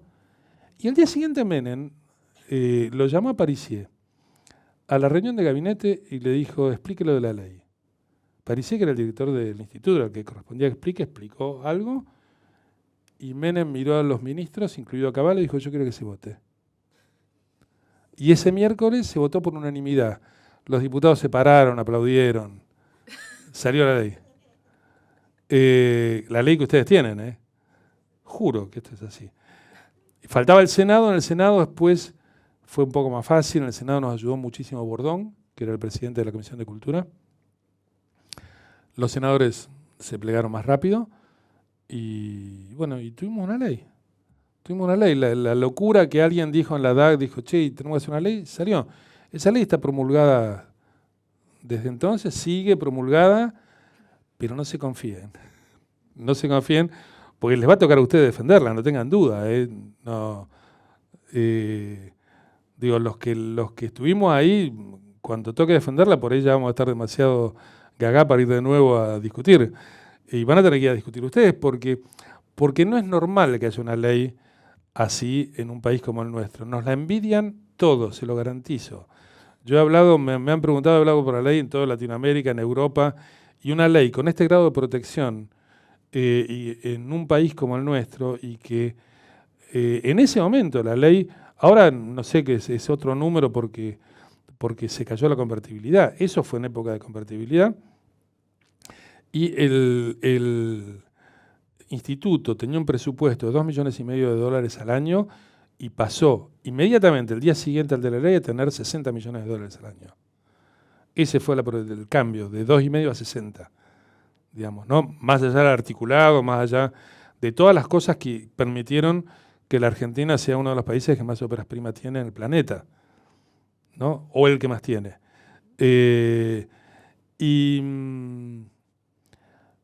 Y eso no... Bueno, por ejemplo, en la época del gobierno de la Rúa, López Murphy explícitamente quiso bajar el instituto, la ley y el instituto. Digamos, estuvo laburando para eso, lo dijo explícitamente, lo declaró, hay notas sobre eso. Y no fue el único, ni el primero, ni va a ser el último, seguro. Digo, porque en un momento que se habla de subsidios y que hay muchos tipos que dicen, ¿te parece que se haga esto cuando no hay gasas en los hospitales? Y instalan falacias de ese tipo.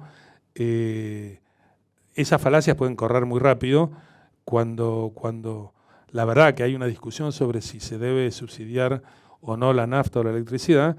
Uno va a aparecer y va a decir, ¿y el cine? La Nata hizo una declaración el domingo pasado, me dijeron, yo no lo vi, pero sí, vieja, pero, es un recicle de algo viejo. Sí, sí. Pero bueno, pero esto pasa. Bueno, pero me fui por el lado de la política, olvídense. No, está buenísimo. No, y además lo que es interesante pensar es que la ley sale en el 2004, ¿no? ¿2004? 2005. No, de 1995. Perdón, no. La ley es promulgada ¿en qué año? 1995. Muy poquito tiempo después se empieza a hablar del nuevo cine argentino. Claro. Muchas veces no hay una relación tan clara de decir por qué surge el nuevo cine argentino. No sale de la nada, hay un motivo detrás. Unos pocos años atrás empieza a subsidiarse, a protegerse la cultura y parece escindirse, ¿no? Y decir, de repente se inspiran los directores y aparece un boom del nuevo cine argentino y no se termina de unir la importancia que tiene esto que él está diciendo, no tener una ley proteccionista detrás, que 2 o 3 años después empiezan a dar consecuencias de eso.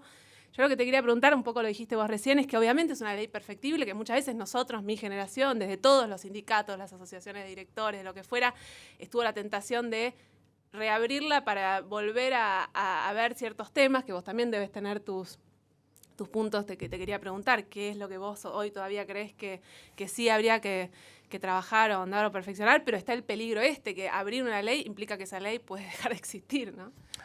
Pues con la ley pasan dos cosas. Lo peor de la ley son las cosas que todavía no se aplicaron.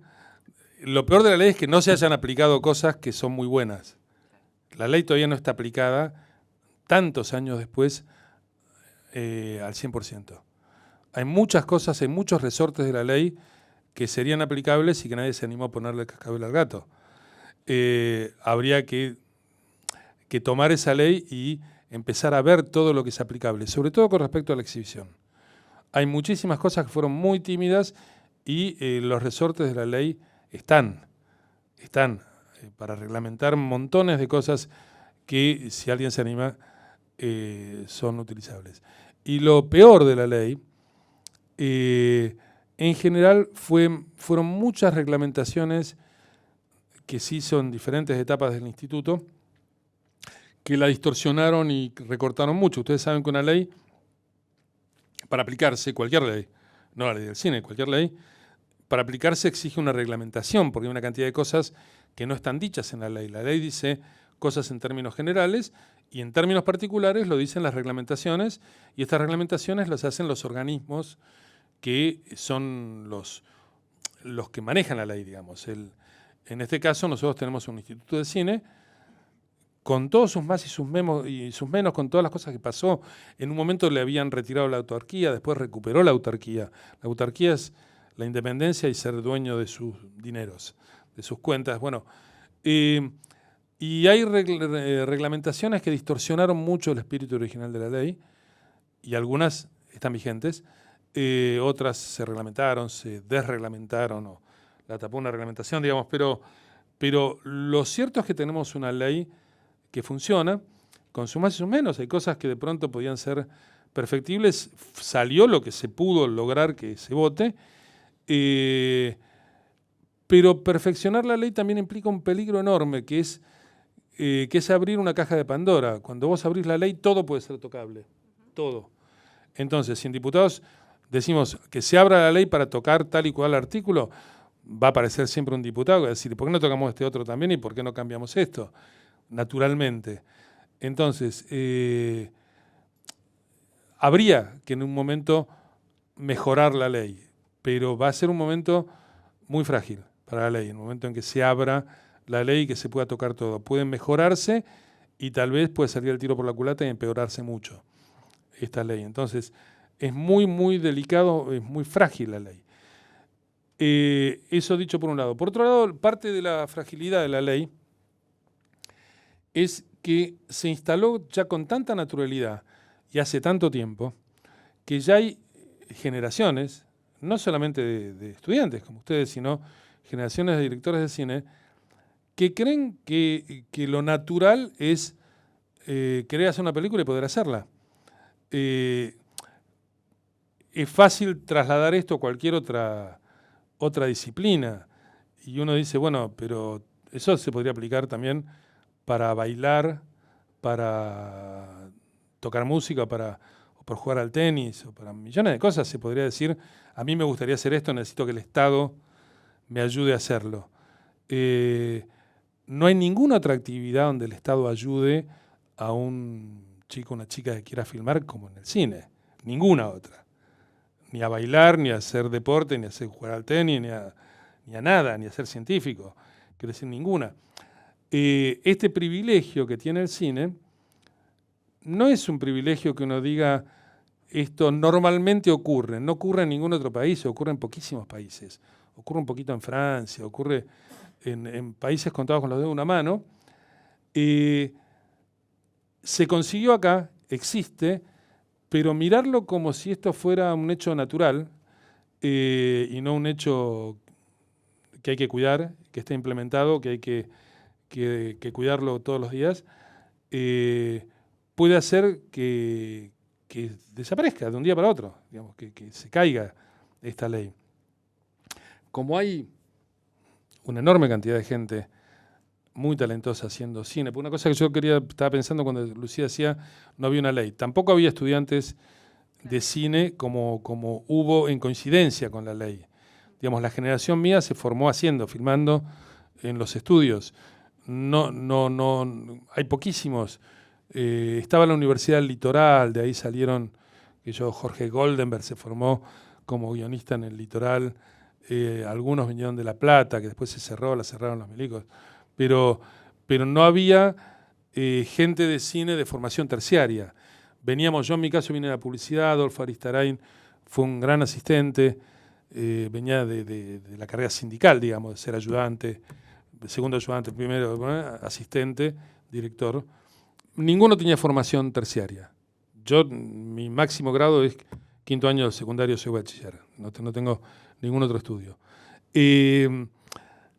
Y apareció una generación de nivel terciario, que son ustedes y varios de los que ya están filmando hace rato, que es una generación que estudió cine en universidades o en tecnicaturas, y que algunos tienen dobles universidades, que estudiaron cine al mismo tiempo letras, al mismo tiempo filosofía o ingeniería, digamos, no importa, pero gente con una formación que no fue la nuestra. Esta generación, que es muy talentosa y muy, muy bien formada, se juntó con una ley. Esa coincidencia, ninguna de las dos cosas sola hubiera generado lo que se llama el nuevo cine argentino. Las dos juntas, sí. Y eso no es una justaposición que uno pueda decir, esto es eterno, va a durar para siempre. Vamos a ver. Cuídenla mucho.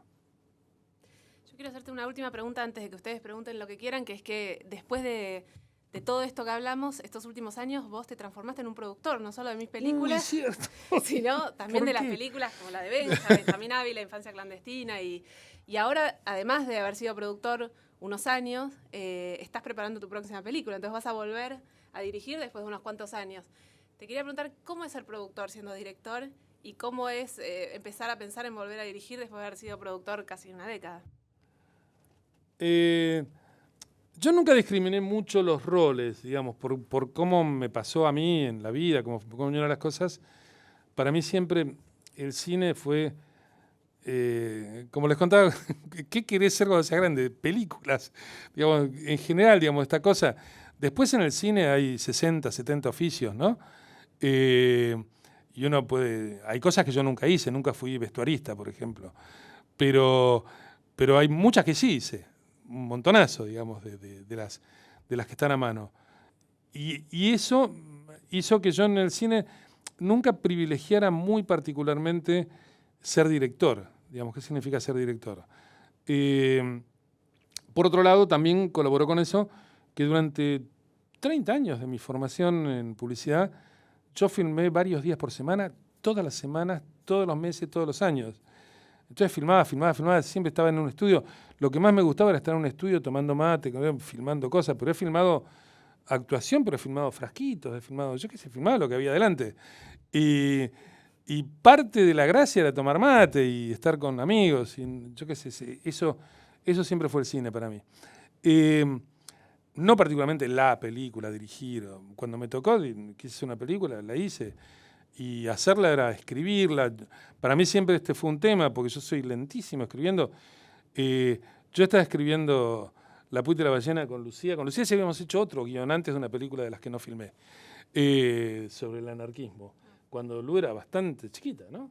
Y un guión muy aventurado. Esto nos enseñó a laburar juntos, digamos, nos acercó mucho el guión y además nos hizo hablar de cosas de las que si no un padre y una hija no hablan. Digamos, de pronto sos co-guionista, tenés que hablar de todo, digamos, y esto genera otro nivel de diálogo. Siempre lo tuvimos, buen diálogo con mis chicos, pero el laburar juntos generó más cosas. Y el hecho de estar rotando en la cancha por muchos lugares desde muy chico, ¿no? Haciendo en publicidad de pronto, en la época yo hacía publicidad, que eran otros años, ahora yo veo mis hijos siguen haciendo publicidad. Lucía debutó en publicidad hace poquito. Pero hay roles, por ejemplo, asistente de dirección. En mi época no había. El asistente de dirección era yo era mi asistente. Y cuando poníamos una vía, le decía al utilero, ni siquiera había grip. Todo eso se inventó después. Le decía al utilero, che, vamos a poner una vía, él agarraba la vía de una punta y yo la agarraba de la otra. Y poníamos la vía, digamos. Era, en un sentido, tenía una cosa más íntima, digamos, en nuestro aprendizaje de comerciales. Y uno rotaba, uno era un rato una cosa, otro rato otra, más o menos como le pasa a ustedes en las escuelas, que puede cambiar de rol. Haciendo eso, a mí en un momento me tocó Lucía, que además ella venía como perfilada como guionista y novelista. Ya tenía sus novelas editadas, tenía guiones, y un día me dice, che, viejo, tengo que ir a París, a la fundación. ¿Puedo contar cosas tuyas? No. Sí.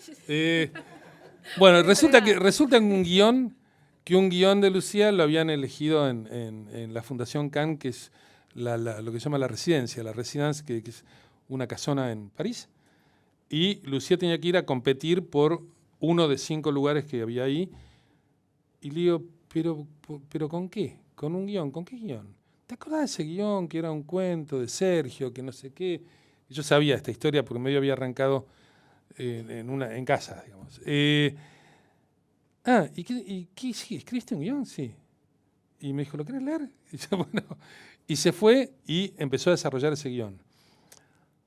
Y ahí yo le dije, ¿la vas a dirigir vos? Sí. ¿Y la querés dirigir? Sí. ¿Cuándo? Y cuando vuelva. Me dijo con toda naturalidad y entonces dijimos, hay que empezar a producir, digamos, porque era todo de cierto grado hasta de inocencia, ¿no? Sí, eran todos amigos de la NERC, de hecho. Todos amigos de la NERC, toda una banda Yo en un momento me avivé, porque Lucía armó el equipo y en un momento yo dije, bueno, yo soy el productor, por ser el más viejo, digamos. Alguien tenía que hacerlo y decir, poner un poquito de orden. Y en un momento voy a decir una guarangada en nombre del equipo de XXI, pero yo dije, voy a producir una película con la salita verde. Es un kindergarten, no un equipo. Ninguno había hecho un largo. Creo que uno había hecho un largo de lejos. Ninguno había hecho un largo con una directora que tampoco había hecho un largo. Y yo dije, ay, y en Uruguay, digamos, y con Darín. Digamos, yo decía, qué quilombo, ¿no? Embarazada, con Bertuccelli a punto de parir. Había que filmar rápido. Bertuccelli embarazada, había que filmar rápido porque el embarazo progresaba y Darín tenía 4 semanas y se iba. 2, menos, sí, o muy 3. Poco, sí. Entonces, bueno, ahí arrancó y yo dije, bueno, tengo que ser productor. Fui productor de esta película, debuté ya de viejo como productor en XXI. Y antes que reaccionáramos, Lucía estaba haciendo El Niño Pez. O la de Benja fue antes o después. El Niño Pez y después Infancia. Sí. Y un día Lucía, además no contenta con eso, viene y me dice, hay un amigo mío que quiere hablar con vos. Y dije, decirle que venga. Y aparece Benja. Y Benja traía este guión de Infancia, que era su propia vida, y que hacía rato que venía zapando y que no lo podía filmar. Y me lo estuvo contando, y yo mientras me lo contaba decía, ay, Dios mío, la voy a terminar haciendo, ¿no? Y la terminé haciendo, digamos, porque me engrampó la película, la historia, Benja, que yo me interesó mucho lo que pasaba. Y entonces hice Infancia, y en el interín hicimos El fin del Potemkin. Aparecieron unos documentales también de otra gente que trabajaba en la productora, porque mis hijos vienen cada uno con su banda, digamos, como ustedes. Cada uno tiene su banda de ese año. Como están en diferentes años, cada uno... Entonces aparecieron muchos. Y muchos de ellos, además, enviciados y envalentonados, porque yo había filmado la historia oficial en mi casa, cuando eran chiquitos, estaban en la escuela, pedían la casa para filmar sus cortos. Muchos filmaron cortos en la casa, porque yo no le podía decir que no, porque yo había filmado ya ahí. Todos, creo que toda la cámara. Todos mis hijos, más todos los demás de todas las cámaras, todos filmaban en casa las películas. Y por suerte, esto fue como ida y vuelta, porque Lucía produjo Bomba y ahora está produciendo una película que se llama Los Últimos a Nico. Una película de Nico como director que la está produciendo Lucía, o sea que hubo como una venganza, digamos, de decir, hácelo vos. Y no, Lucía está produciendo, yo estoy produciendo otra, de un director argentino que vive en Alemania. Estamos con 3 o 4 películas, y en el interín yo estoy tratando de escribir una. Porque además mis hijos, cuando por ahí nos juntamos a comer un domingo o algo así, dicen, viejo, dejate de joder, vos tenés que filmar. Y yo digo, me están cargando. Además me cargan. Porque en el medio de todo esto, en el medio de la producción y en el medio de todo el asunto de esto, es muy difícil salir de... Eso es una excusa. Te la voy a dejar pasar porque estamos en público, salir de la timonera, bueno, y largar... Vamos a pasar a las preguntas, porque acá es donde son 10 menos 10, así que les quiero decir que pregunten lo que quieran en estos minutos que tienen. ¿Qué creen que es necesario para ser un buen director? Seguramente creemos cosas distintas. Por un lado, creo que un buen equilibrio entre lo que tenés claro y lo que tenés oscuro. Digamos, entre lo que sabés y lo que no sabés. Por un lado, una película para hacerla... Yo he filmado poco, entre otras cosas, por eso, porque tenés que tener la impresión de que te calienta lo suficiente como para aguantar tiempo largo con la película. Sobre todo yo soy muy lento. Hago todo lento, escribo lento. Entonces, como sé eso, sé que no me tiene que enamorar un ratito, me tiene que enamorar fuerte y mucho y largo, digamos. Que yo voy a tener que querer a esta película dentro de 2 años, dentro de 3, probablemente toda la vida. Entonces eso es una cosa que yo me pregunto seriamente. De pronto se me ocurren ideas que están buenas. Yo digo, esto sería una muy buena película, pero por ahí, no sé, yo tengo ganas de hacerla. Me gustaría verla, me gustaría que otro la haga. cuando esa condición se da, de tener muchas ganas de hacer esa película, creo que está bueno tener algunas cosas muy claras. Yo soy muy obsesivo en algunas cosas y muy milico, porque algo me dejó mi pase por el Liceo Naval. Digamos, yo soy muy verticalista, digamos, en cómo armo los equipos y en el tipo de disciplina que impongo. Y no se me mueve un pelo diciéndolo. Digamos, me parece que es necesario. No me gusta nada cuando en los equipos aparece esa cosa, dale que vamos y la hacemos y somos todos amigos, que son las pelotas. Digamos, la película tiene un director y abajo hay como un grupo de cabezas de equipo, es muy vertical y flaco, si te tocó ser asistente, por ahí no estás nunca cerca de la cámara y ni sueñes con opinar sobre dónde se pone. Debe ser así, creo yo. Y también creo que en esa disciplina, en ese saber lo que querés hacer y en algunos casos hasta saber hasta cómo hacerlo, digamos que ya es bastante, hay toda una zona donde no tenés la más puta idea de lo que vas a hacer. Y eso también vale la pena respetárselo mucho. Yo, por ejemplo, jamás he ido con un guión técnico a filmación, jamás he ido con dibujitos de los angulitos donde van las tomas, no hago eso por definición. En un momento me lo pidieron, porque cuando estaba filmando Gringo, los americanos decían, ¿y el shooting script? Y yo decía, ¿lo qué? No va a haber. ¿Cómo no va a haber? No va a haber. No va a haber, yo no hago shooting script. Y elijo no hacerlo y defiendo no hacerlo. Y normalmente mi manera de filmar es llegar a filmación, encontrarme con los actores, con los que ya he ensayado, hemos ensayado en mesa, hemos leído el guión juntos, hemos discutido de qué va la escena y qué va el personaje y que todo, la backstory y todas las bolas, digamos, todo lo que hay que saber sobre el personaje, y nos instalamos y decimos, bueno, estamos acá. ¿Yo dónde estoy? Me dice, quien sea. Y le digo, no tengo la menor idea. Acá adentro. Y empezamos la cosa, me siento ahí, si querés, sentate, y si querés, parate. Pero no, elijo deliberadamente no decirle a los actores lo que tienen que hacer o lo que yo creo que tendrían que hacer. Se genera un ensayo, se genera una cosa, y montones de veces lo más placentero cuando estás dirigiendo es cuando una escena que hace un año que estás escribiendo, que la escribiste vos, y que conocés cada coma, cada palabra y creés que sabés todo. Y que la ensayaste y que estás con los actores y estás planteando y están poniendo la luz, estás por filmar y la propia dinámica de los actores te dice dónde va la cámara. Generalmente yo en esos ensayos descubro una toma, la más complicada del día, y después de esa toma salen todas. Digamos, si esta toma va acá, la otra, digamos, ya me avivo cómo voy a filmar. Y muchas veces, y es maravilloso cuando te pasa, descubrís que en la escena pasan cosas que no tenías la menor idea que iban a pasar, que vos no sabías, y que trata sobre cosas que vos no sabías que la escena trataba sobre ese tema. Y uno dice, pero ¿cómo? ¿No estás diciendo que tenés que saber y que yo? Sí, pero hay un espacio para no saber. Y para que la dinámica de la escena, los propios actores encuentren algo que te sorprenda, y es maravilloso cuando te pasa. No te pasa siempre. No en cada escena, no todos los días de rodaje.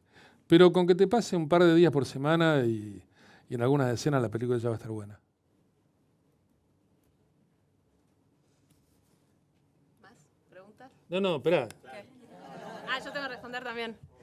Esto último que él dice, creo que hay mucho de eso que él está hablando de la rigidez. El cine es un arte de la planificación, entonces de alguna manera todo es pura planificación, pero la verdad que lo que se te escurre entre los dedos pasa el día del rodaje. Yo creo que hay algo de esa mezcla de rigidez y de ir contra todo, y que el director va a tener que empujar muchísimo durante mucho tiempo, y eso es lo más feo del cine. A mí lo que no me gusta del cine en relación a la literatura, que es lo otro que hago, es que la literatura es más puro juego y estás todo el tiempo con lo más divertido, y el cine tiene mucho que ya se lo van a encontrar cuando salgan de 2 años de empujar una película. A todos les va a tocar ser, seguramente, como somos todos nosotros, productores de sus propias películas, y hay todo un empuje de armar un arte que es más caro. que se puede hacer muy tedioso y que es más cortito el tiempo de la pura diversión, ¿no? Como el rodaje y la edición y demás. Entonces todo eso otro lleva como un nivel de empuje que hay que meterle ahí, pero la verdad que lo que pasa muy poquito tiempo en el rodaje, por un lado. Y por otro, yo creo que al menos en el cine que vamos a hacer todos nosotros, si nos quedamos acá a vivir, que es lo que yo quiero al menos, y el cine que vamos a hacer, yo realmente creo que aunque sea mucho más bravo ser productor de tu propia película, es el camino en nuestra cinematografía, que hay algo que el director no entienda, como que el productor está de la vereda contraria y que es casi un niño con sus juguetes y que se los quieren sacar o que le quieren dar menos de lo que corresponde, sino que entienda la película integralmente y que entienda que se tiene que hacer cargo de ese presupuesto y sacarle el jugo como quiere y poner la plata donde la quiere poner y pensar la película de manera integral. Es al menos la manera en la que yo me imagino un director acá, haciendo cine en este país, que va a tener que ser así. No me imagino el director que no tiene idea de su presupuesto, que no tiene idea de su plan de rodaje, que hay algo que vienen juntos. Y entonces el gran desafío es poder ser, al mismo tiempo, tener la cabeza del productor y tener la cabeza del director que se olvida del productor en ciertos momentos, cuando tenés horas extras encima, cuando hay ciertas situaciones que hacen que te olvides de ese productor y de la plata y que pienses en la escena o en la toma que no tenés todavía y que hay algo de esa esquizofrenia que necesariamente tenés que tener, que es un aprendizaje, es como horas de rodaje, empezar a entender todo eso, ¿no? Dónde el director corre y dónde frena la pelota, dónde piensa en los números y dónde se caen los números, dónde, digamos, todo eso que empieza a pasar, que es un combo necesariamente, yo creo que es la manera en la que nosotros tenemos que formarnos como directores, que muy difícilmente el director puede ser el director, que no está contaminado con todo eso otro que trae el cine.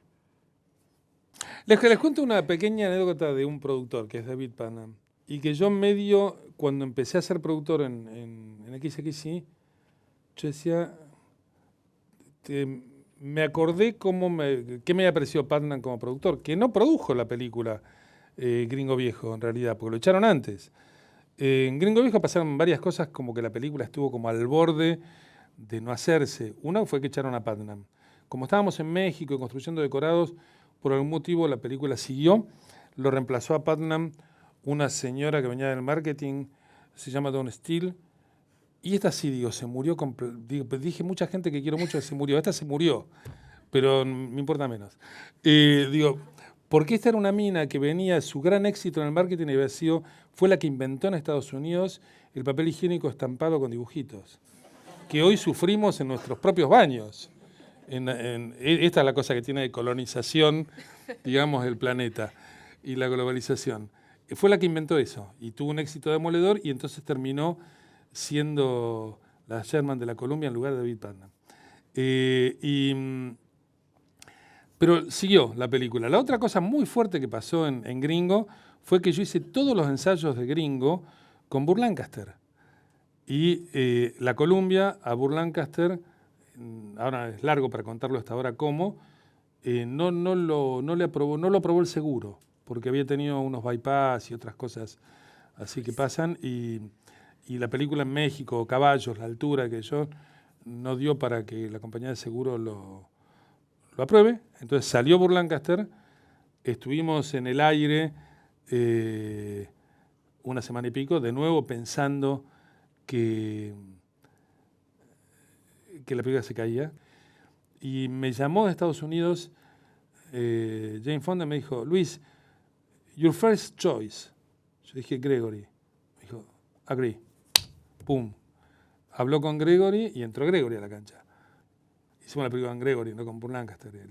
Fue así, digamos, y no se cayó tampoco ahí. Pero, o sea, que fue una película muy accidentada desde el vamos. David Panam, echado de la Columbia, en el medio del rodaje, un día aparece en filmación de visita. Y estuvo todo el día. No tenía nada que ver con la película, era un señor despedido de la Columbia. Y estuvo toda la película y era un día que yo estaba filmando una escena, los que vieron Gringo, y si no, véanla, y muy linda la película. Y recuerden esa escena, hay una escena de un ataque a una casona, y en esa casona hay un salón de bailes, un ballroom, en inglés el Salón de los Espejos en la novela de Fuentes, y hay un ataque y en un momento entran unos tipos por unos ventanales muy grandes, entran a caballo, rompiendo vidrios, entran a caballo al salón, con los caballos patinando en el piso del salón, bueno, varias cámaras. Y termino de filmar la escena, paramos a comer, no sé qué, después yo ya tenía planteada otra escena, se acerca Panda, muy afectuoso, vamos caminando por el catering, y me dice, ¿eso que filmaste recién? ¿No tenías ninguna cámara de costado en la entrada? ¿No tenías ninguna cámara de corte? No, le dije, pensando, ni la tenía ni la necesito, digamos, ¿no? Pero no, ¿por qué? No, nada, me dijo, vamos a comer. Meses después, compaginando Gringo Viejo con Macías, esta vez a Macías no lo había llevado a París, me lo había llevado a Burbank, en California. Estábamos montando, teníamos un problema para montar esa escena, y Carlos me dice, ¿no tenés una toma? ¿No vos no hiciste una toma de costado? Y le digo, se lo dijo Putnam. Me señala, pero hasta con la manito, así los dedos, lo que había dicho Putnam. Y le digo, no. Y me dice, qué lástima. Dice, lo bien que nos hubiera venido. Le digo, la puta que te parió. Porque es lo que me dijo Putnam y yo no hice. Y dije, este es un productor. Este es un productor. No es un tipo que te defiende, que te corre y que te dice que no te da la guita para que... Es un tipo que sabe qué toma te falta. Y lo sabe aún cuando vos no lo sepas. Y yo dije, cuando sea grande quiero ser así. Si algún día me toca, yo quiero aprender a hacer eso. Lo lograste, vamos a decir. Bueno, ¿alguien más tiene una pregunta? ¿Qué tal? Me gustaría preguntarle que, si en lo posible, si pueden contestar los dos también, qué es lo que en el proceso de adaptación de un cuento o una novela, qué es lo que priorizan, cuál es la primera impresión que ustedes sacan para adaptar, para pasar eso que es literario a cinematográfico. Muy buena pregunta. ¿Tenemos una horita más?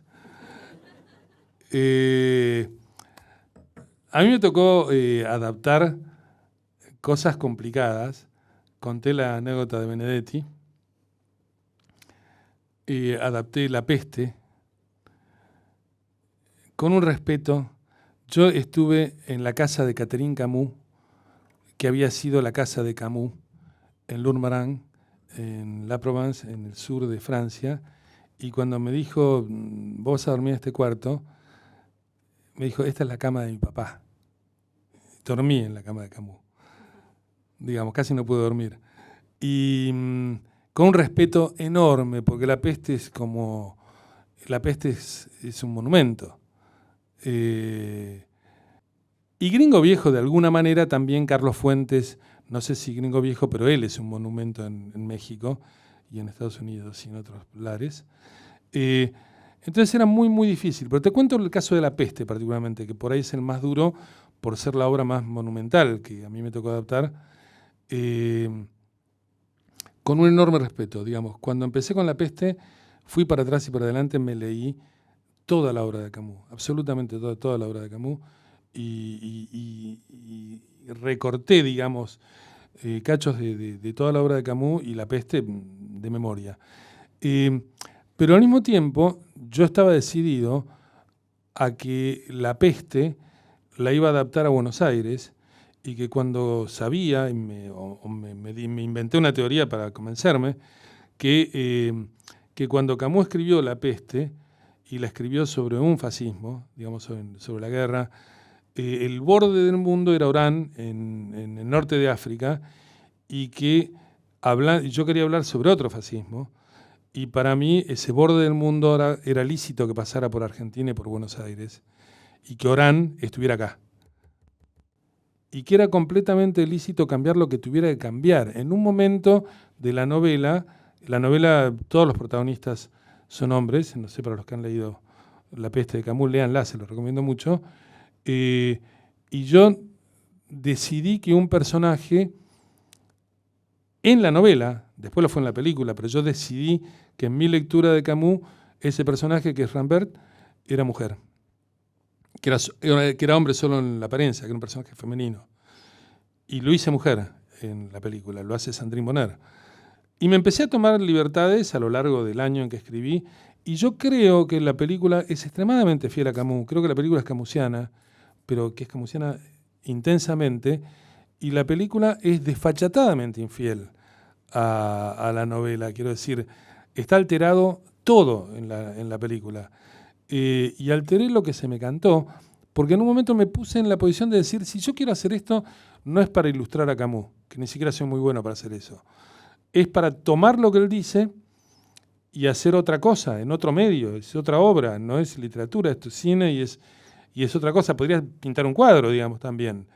Y si pintara un cuadro, ni en pedo ilustraría La Peste, no pintaría una ratita y no haría eso, haría otra cosa. Y bueno, todo eso girando en torno a una frase, que es la parábola de Camus cuando dice que un día las ratas volverán a salir a una ciudad dichosa y que el microbio está dormido en los pañuelos, en los papeles, etcétera, etcétera, y que un día va a volver a salir.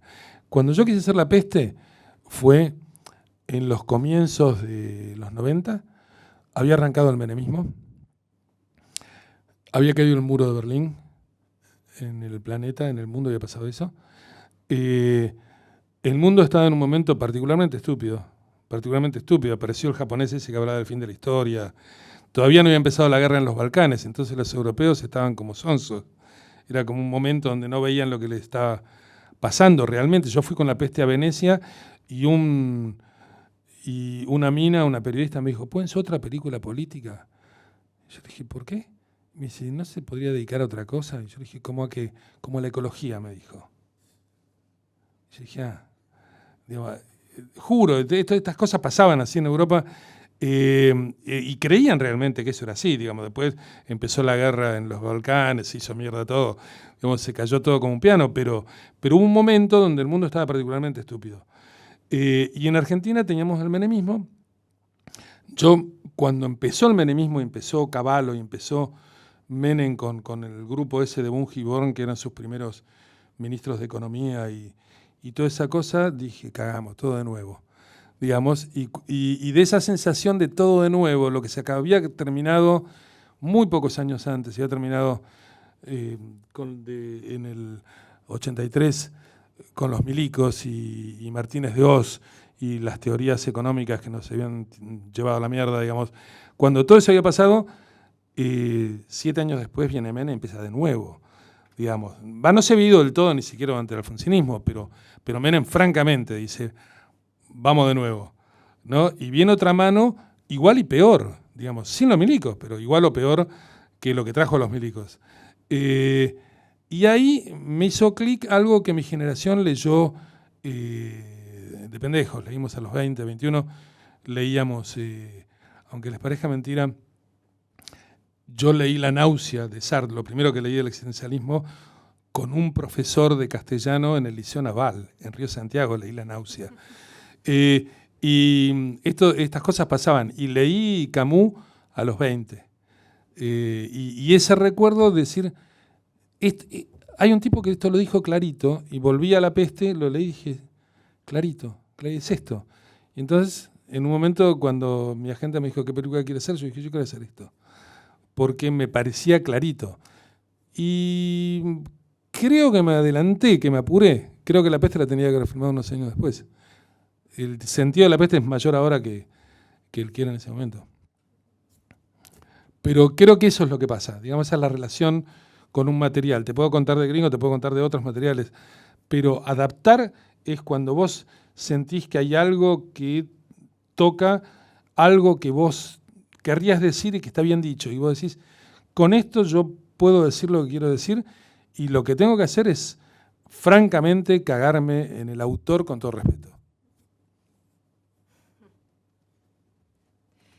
Sí, te sumo algo muy cortito. Es muy diferente adaptar un cuento que adaptar una novela. Digamos, las novelas y las buenas novelas, las novelas más difíciles de adaptar, son en su corazón digresivas. Lo bueno de la novela está en todas esas digresiones, en los desvíos, que es donde está lo suculento de la literatura. Entonces es muy difícil. Eso no es una duración muy adaptable sin dejar afuera muchísimas cosas. Entonces el trabajo, cuando estás adaptando una buena novela con muchas páginas y demás, es encontrar como el corazón estético y temático, ideológico de eso que vos estás adaptando, entonces poder empezar a hacer como un trabajo de mucha contracción en la cual de repente hay 200 páginas que vos lograste resumir en un personaje que entra y en cómo camina, cómo se viste, cómo mira y cómo habla, está el corazón de una gran parte de esa novela, y eso es en general el trabajo que vas a tener que hacer con la novela, que obviamente, al menos a mí como me funciona, es leerla muchas veces hasta tenerla muy incorporada y realmente después olvidártela y no volver a verla hasta que tenés una versión muy avanzada del guión, porque si no es muy paralizante, no hay manera de avanzar.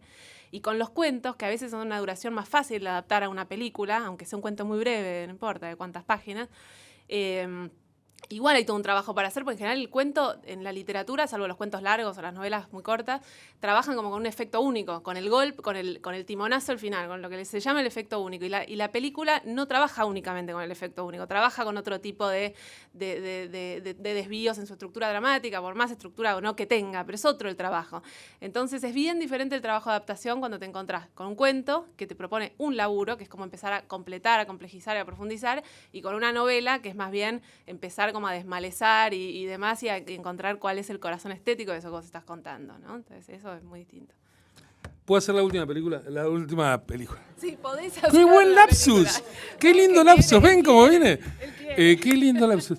¿Puedo hacer la última pregunta yo? Buenísimo, buenísimo. Tengo un inconsciente que es una cloaca. Pero quiero hacer la última... Cachito lo quiero, por favor. Para los domingos se lo ponemos. Quiero hacer una última pregunta porque se me ocurrió. Yo sé lo que es... A vos te hago, ¿eh? Ah, sí. Sí, no es ella. A vos te voy a hacer una pregunta. Digo, yo sé lo que es hacer una obra original, o sea, que escribir desde el vamos, pero tengo la impresión que adaptar una novela, no de un tercero, sino una novela propia, que tampoco es un guión original, sino que es una novela adaptada, caso Guacolda, para decir algo cercano, es una experiencia muy, muy particular. A mí yo la seguí de cerca como podía y la espié por sobre el hombro de Lucía para entender cómo era esa experiencia, cómo Lucía había escrito una novela, y después ella misma podía traicionar su novela, como yo digo y creo que hay que traicionar al autor y hacer lo que uno quiera. Lucía, guionista, hizo lo que se le cantó con la autora y con la novela de ella misma. Entonces a mí me parece que esta es una pregunta muy interesante. ¿Cómo haces? Ah, te desquitaste. Estaba esperando este momento. Tanto el Niño Pez como Guacolda son experimentos de alguna manera, porque el Niño Pez tiene un narrador que es un perro muy reventado, panca moral, que lo llena todo de humor y demás, y al sacarlo eso se transforma como una película de género, un dramón. Sí, pero interrumpo para contar, en un momento cuando ella dijo que iba a filmar El Niño Pez, donde el narrador es un perro, para más datos voy a contar una intimidad, era nuestro perro, con nombre Serafín, digamos, un perro con un nombre raro, Serafín era nuestro perro. Nosotros cuando venía y se subía en sillón le decíamos, salí de acá, narrador omnisciente, digamos, porque era el narrador de su novela, y era Serafín, existía. Bueno, y Serafín... Siga contando, por favor. No voy a seguir contando, pero... Acá es donde yo le ruego que se pero no, la venganza será terrible. Pero en realidad esta cosa de que la autora había hecho una novela narrada de punta a punta por un perro, yo le pregunto a la guionista cuando empieza con, ¿qué vas a hacer con el perro? Me dijo, no habla en la película. Y yo dije, se permite de un plumazo en una novela donde narrada por el perro, decir, el perro está por ahí, digamos, el perro no narra nada. Y lo hace sin que se le mueva un pelo. Digamos, este grado de traición a la novela es bien interesante en el juego de la novela propia. Sí, hay cosas que pasan cuando es un texto propio que, por un lado, probablemente, si el autor hubiera sido otro, no sé, me hubiera peleado, o quién sabe lo que hubiera pasado, pero que creo que es más largo el camino, que te haces más trampas, que tardás más en quitar cosas que tenés que quitar más rápido y que te cuesta más sacar. A mí me pasó eso mucho con Guacolda, que yo tardé mucho en darme cuenta que había cosas que había que matar, pero que era más largo el proceso. Y al mismo tiempo es muy divertido tener la revancha de agarrar una misma historia, o al menos a mí me divierte, tal vez a otra gente le parece un aburrimiento, agarrar una misma historia y jugar con el punto de vista, jugar con el tono, decir, bueno, la novela está contada desde, aunque no sea una primera voz de un médico nazi, está contada casi desde un tipo que ve el mundo como un zoológico, y la película es la historia de una adolescente y cómo lo descubre, es como jugar, la verdad que es como salir a jugar de nuevo, es agarrar una historia y decir, se puede contar, y lo que sí son aprendizajes muy grandes para cuando lo hagan y demás, es entender hasta qué punto. Yo primero estudié acá, en el CERC, a una cuadra, y después di clases muchos años de guión en la UBA. Y hablábamos mucho de la importancia del punto de vista, del tono, de cómo una misma historia, una misma trama, peripecia, calcada idénticamente con otro punto de vista, otro tono, es otra historia, no un poquito, es otra historia completamente. Cuando te pasás 8 meses adaptando una película que si tiene un perro amoral y punk y lleno de humor es una tragicomedia, y si no es un dramón que no tiene una gota de humor es un policial negro, entendés nociones teóricas, digamos, entendés para toda la vida que el punto de vista, el tono, determina absolutamente toda una historia. A mí eso me entretiene como cuando jugaba con los autitos cuando era chico, con autitos porque tenía 3 hermanos, pero entonces eso, ¿no? Creo que es parte de la diversión de qué pasa cuando haces esto. ¿Te contesté? No sé. Bueno, bueno gracias. Grande pa, voy a decir.